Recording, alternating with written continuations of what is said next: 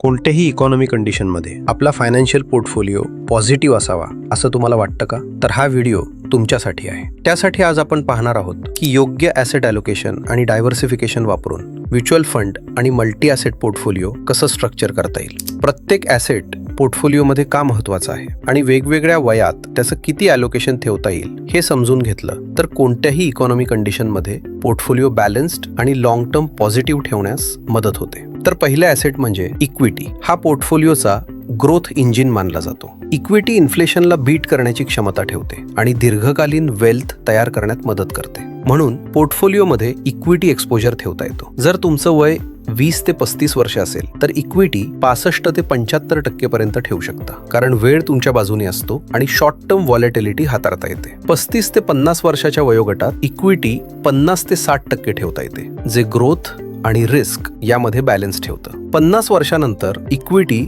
30 ते 40% पर्यंत ठेवता येते, कारण त्या टप्प्यावर स्टेबिलिटी आणि कॅपिटल प्रोटेक्शन जास्त महत्त्वाची वाटू शकते. डेट आणि बॉन्ड्स हे पोर्टफोलिओला स्टेबिलिटी देतात आणि मार्केट मुवमेंट्समुळे होणारे धक्के कमी करतात. डेटमधून रेग्युलर इन्कम आणि प्रेडिक्टेबिलिटी मिळते. 20 ते 35 वयात डेट 15 ते 20% पर्यंत ठेवू शकता. 35 ते 50 वयात हे ॲलोकेशन 25 ते 30% पर्यंत वाढवता येते. 50 वर्षानंतर डेट 40 ते 50% पर्यंत ठेवता येते, कारण इन्कम व्हिजिबिलिटी आणि पीस ऑफ माइंड जास्त महत्त्वाचे ठरतात. कमोडिटीज ह्या पोर्टफोलिओसाठी प्रोटेक्शन लेअर सारखे असतात.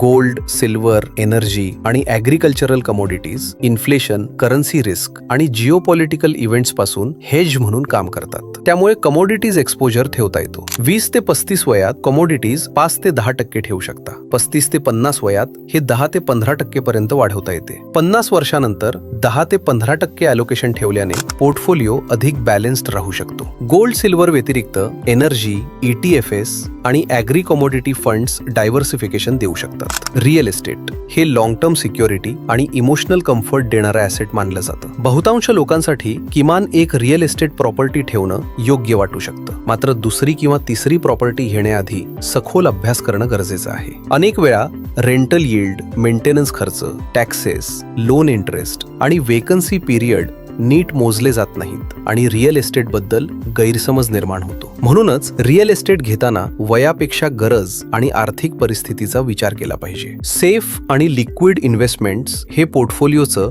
सेफ्टी नेट म्हणून काम करतात. Liquid funds, ultra short duration funds किंवा आर्बिट्राज फंड्स एमर्जन्सी वेळी उपयोगी पडतात आणि मार्केट खाली असताना इक्विटी विकण्याचा दबाव कमी करतात. 20 ते 35 वयात हे ॲलोकेशन 5% ठेवता येते. 35 ते 50 वयात 5 ते 10% आणि 50 वर्षानंतर 10% किंवा त्यापेक्षा थोडं जास्त ठेवता येऊ शकतं. तर हे 4 ॲसेट्स तुमच्या पोर्टफोलिओमध्ये हवेतच. याचा सगळ्यात मोठा फायदा असा होतो की उद्या कधीही तुम्हाला फंड्सची गरज लागली तरी पोर्टफोलिओमधला किमान एक तरी ॲसेट पॉझिटिव्ह अवस्थेत असतो. त्यातून तुम्ही गरजेचे फंड्स सहजपणे लिक्विडेट करू शकता. त्यामुळे लॉसमध्ये पैसे काढायची गरज पडत नाही किंवा मार्केट रिकव्हर होईपर्यंत थांबायचा दबावही राहत नाही. याशिवाय डायव्हर्सिफाईड पोर्टफोलिओमुळे रिस्क कंट्रोलमध्ये राहतो, रिटर्न्स अधिक स्टेबल होतात आणि मानसिक शांतता मिळते, कारण प्रत्येक मार्केट फेजसाठी पोर्टफोलिओ आधीच तयार असतं. शेवटी पोर्टफोलिओ बनवताना एक गोष्ट लक्षात ठेवता येईल. योग्य पोर्टफोलिओ म्हणजे